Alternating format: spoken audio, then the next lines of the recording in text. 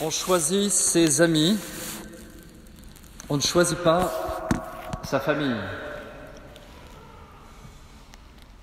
Nous pensons en ce jour, entre Noël et le jour de l'an, à ce mystère de la Sainte Famille de Nazareth et de Bethléem, Joseph, Marie et Jésus, modèle de toutes les familles, familles très souvent blessées, cabossées, car il n'y a pas de famille parfaite.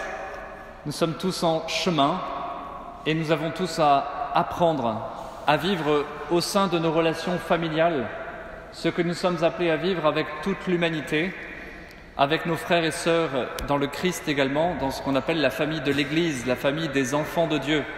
C'est pourquoi nous disons ensemble tout à l'heure « Notre Père », parce que nous sommes frères et sœurs.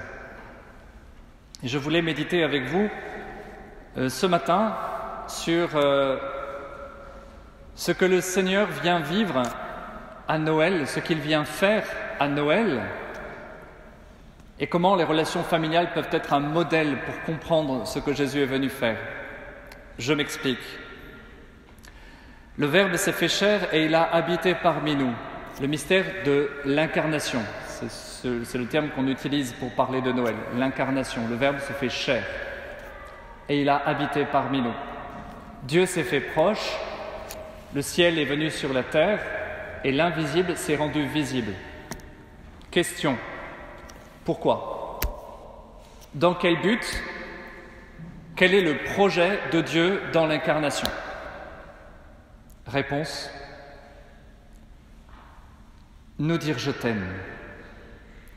Nous déclarer sa flamme et nous montrer par tous les moyens et par tous les canaux possibles et imaginables que nous sommes précieux aux yeux de Dieu.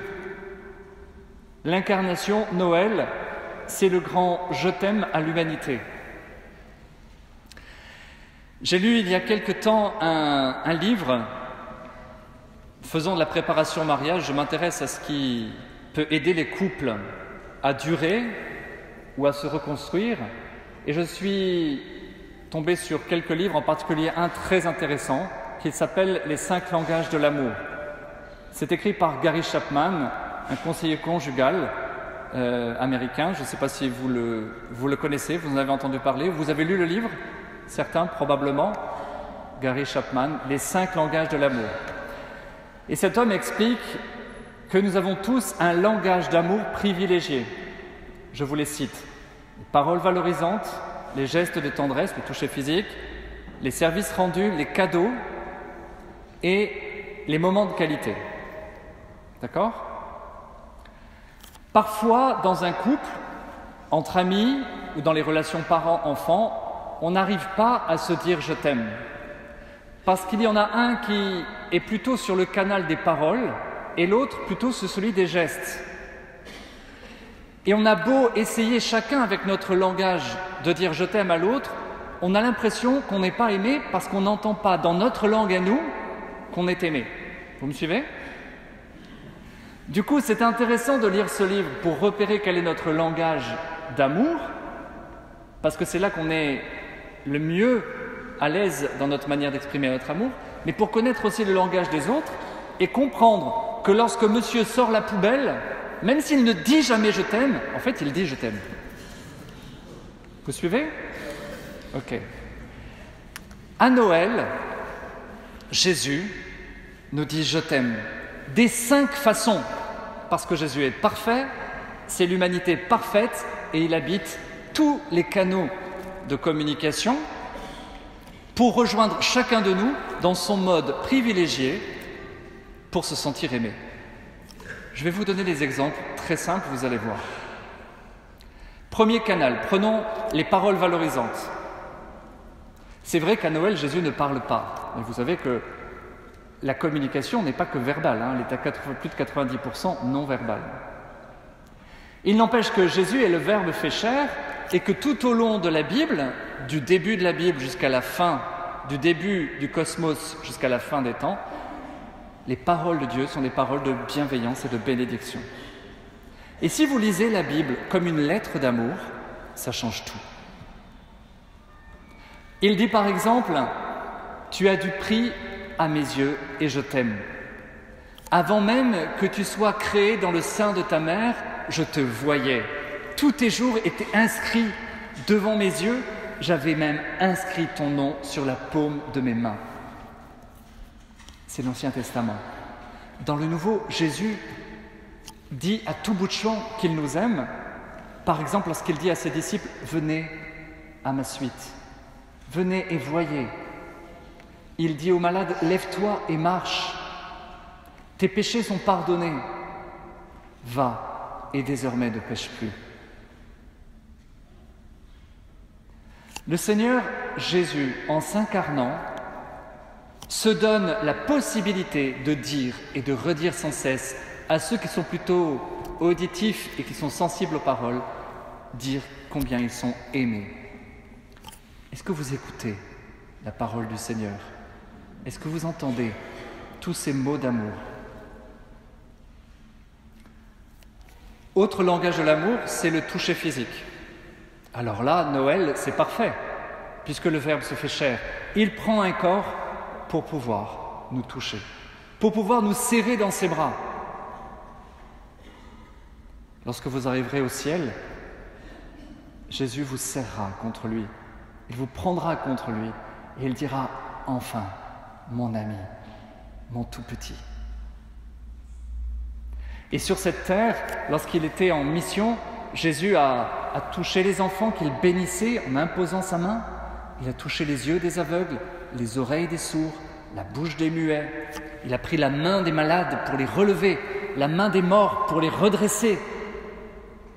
Il a pris contre son cœur les pécheurs repentis. Le toucher physique est tellement important que lorsque Jésus s'en va, il va nous laisser un signe sensible, touchable, approchable de sa présence parmi nous, son corps. Peut-être que vous me dites, écoutez mon Père, c'est bien gentil, mais moi Jésus, je ne le sens pas, je ne touche pas. Avez-vous déjà fait l'expérience de la caresse de Dieu, de sa présence sensible, à fleur de peau? Je l'ai déjà faite, je vous la souhaite. En attendant, vous pouvez peut-être cette semaine, cet après-midi ou ce soir, dans le secret de votre chambre ou de votre maison, prendre l'enfant Jésus de la crèche dans votre main et le serrer contre votre cœur. Essayez, ça ne fait pas de mal. Ça vous parlera peut-être.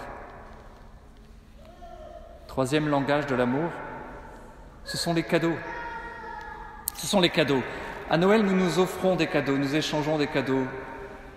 Mais est-ce que c'était comme ça il y a, 60 ans, 70 ans? Est-ce qu'il y avait cette espèce de débordement compulsif d'achat et d'offrande de cadeaux? On s'offrait plutôt un petit jouet en bois, on s'offrait une orange, c'est ça? Ma maman m'a raconté. Et on est entré depuis dans la société de consommation après-guerre, et la définition de la société de consommation, c'est que plus on a, plus on veut. Et plus on veut, moins on est assouvi, donc on désire encore plus. C'est un cycle infernal dans lequel, en fait, on ne voit jamais le bout du tunnel parce qu'on n'est jamais assouvi. Pourquoi? Parce que notre cœur est fait pour l'infini. Notre cœur est fait pour l'infini. Et aucune chose limitée et finie ne pourra combler notre cœur totalement. C'est impossible. Seul l'infini comble l'infini. Et l'infini, c'est Jésus. Il est le cadeau parfait pour ce Noël.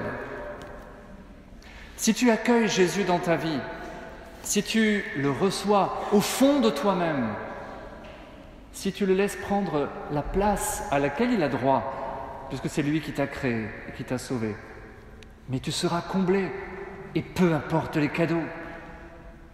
D'ailleurs, tu es déjà déçu de ce que tu as reçu. Frères et sœurs, le langage des cadeaux est un langage que Jésus sait très bien utiliser. Il nous a donné quoi comme cadeau? Lui-même, et avec lui-même tout. Car qui a Dieu, rien ne lui manque. Dieu seul suffit, disait Thérèse d'Avila.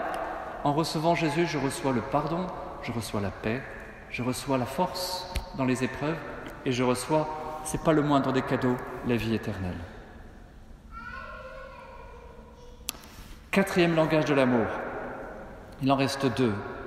Le quatrième que j'utiliserai, ce sont les services rendus. Là aussi, Jésus, en s'incarnant, se fait serviteur. Moi, le Seigneur et le Maître, je me suis fait votre serviteur, dit-il à ses disciples. Je suis venu non pas pour être servi, mais pour servir et donner ma vie en rançon pour la multitude. Si vous êtes sensible au service que l'on vous rend, et si vous aimez rendre service aux autres, écoutez bien ce que Jésus a fait pour vous.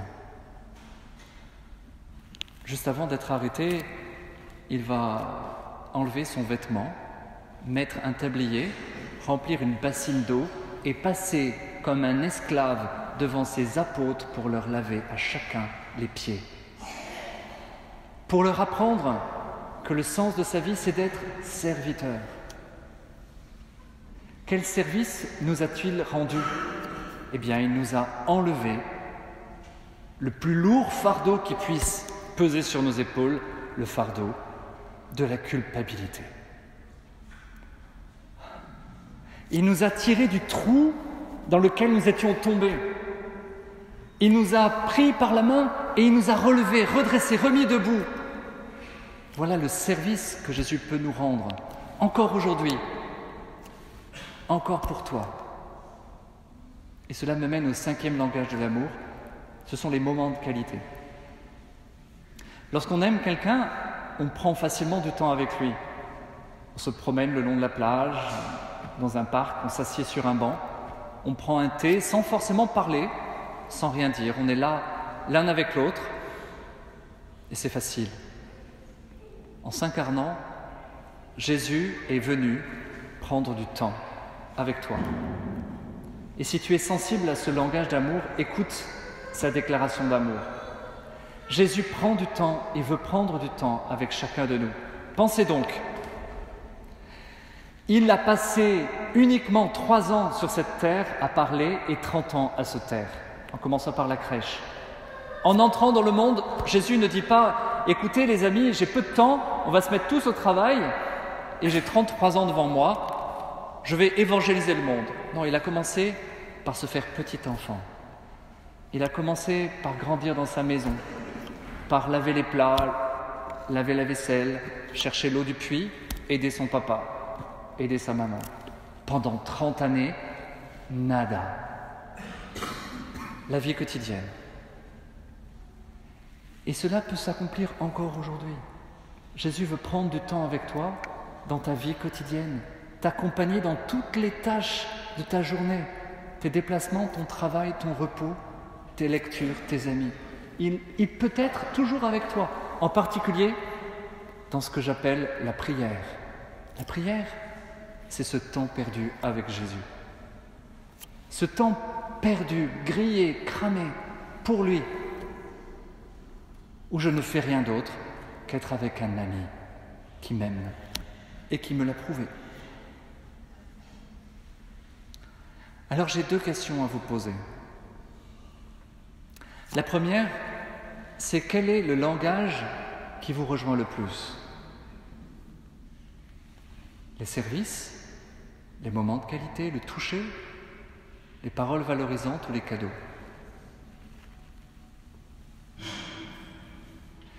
Laissez-vous rejoindre dans ce que Jésus a fait et dit pour vous sentir complètement aimé par Dieu de manière absolument folle et dingue.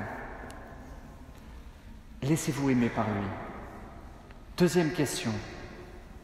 Comment allez-vous répondre à cet amour ? Comment allez-vous répondre à ce « je t'aime » ?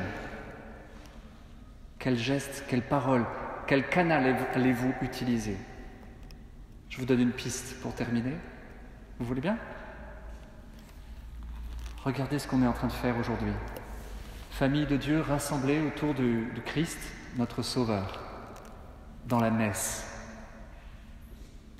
La messe, c'est Noël chaque dimanche. et c'est Pâques aussi.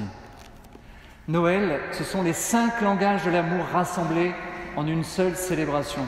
Il y a des paroles, il y a des gestes, il y a du temps, il y a des cadeaux, il y a un service. Si cette année, je prenais la décision de venir un peu plus souvent à la messe, ou carrément tous les dimanches, et peut-être, pourquoi pas en semaine si je viens déjà tous les dimanches. Pourquoi ? Pour me laisser aimer. Si je prends la messe comme ça, c'est tout à fait différent. C'est tout à fait nouveau. Je viens ici pour me laisser aimer et sortir d'ici pour pouvoir aimer. Voilà. Que cette messe soit l'occasion d'un renouveau spirituel et que nous accueillons chacun au fond de notre cœur cet amour véritable et infini de Dieu pour nous. Amen.